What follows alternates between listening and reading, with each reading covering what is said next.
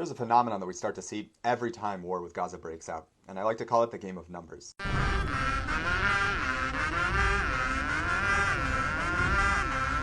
It goes something like this.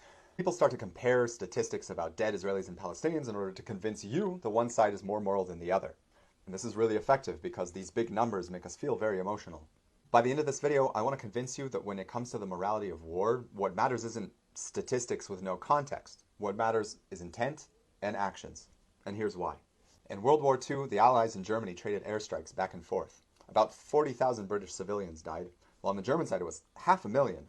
In the whole course of the war, about 6 to 8 million Germans were killed, while the UK and America combined lost only 870,000. So way more Germans were killed. Does that mean Germany was the victim? But World War II was a long time ago, very complicated. Let's take a more modern example. About 70,000 Ukrainians have been tragically killed in the war launched by Russia. Well, on the Russian side, it's 120,000. More Russians died. Are they the victims?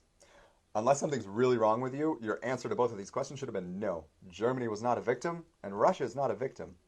And you instinctively understand why. It's because you understand their intent, and you understand their actions. Both Germany and Russia launched wars of aggression, and they used horrible tactics intended to kill innocent civilians. Now let's extend the metaphor. Imagine if the stated goal of Russia's leaders was to kill as many Ukrainians as possible and take over every inch of Ukrainian territory. Imagine if instead of building military bases, Russia launched their rockets from residential buildings. Imagine if they hid their rockets and mortars in churches, in schools, in markets. Imagine if they built tunnels from civilian neighborhoods on the border into Ukraine with the express intent of kidnapping and killing as many Ukrainians as possible. What would you expect Ukraine to do? Would you expect them to sit on their hands and just accept years and years of constant attacks? Would you expect them to do nothing, allow Russia to keep building up its weapons stockpile, knowing that those weapons are going to be used to kill more Ukrainians?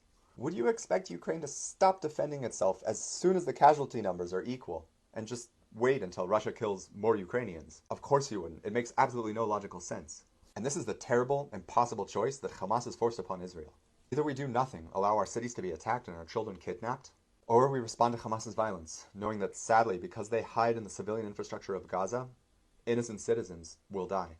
And don't get me wrong, it's tragic and horrible that innocent Palestinians are losing their lives in Gaza. Families who have nothing to do with Hamas, people who are just trying to live their lives. It's heartbreaking. But a lot more anger needs to be focused at Hamas for these tragedies. They've wasted billions in aid money on rockets and guns and tunnels. While Israel invested in early warning systems, reinforced bus stops, and the Iron Dome, Hamas built elaborate systems of tunnels underneath Gaza City to hide their terrorist leadership, leaving the people of Gaza with absolutely no protection. While Israel invested in a nationwide system of bunkers and bomb shelters, Hamas hides their rockets in residential buildings, in mosques, in schools, while Israel isolates its military bases outside of civilian centers. Hamas recruits and trains child soldiers, while Israel builds bomb-proof schools. Look at the difference in how each side treats its own civilians. This is the reason for the disparity in deaths that you're seeing in the news. Don't let this twisted game of numbers prevent you from seeing the full picture.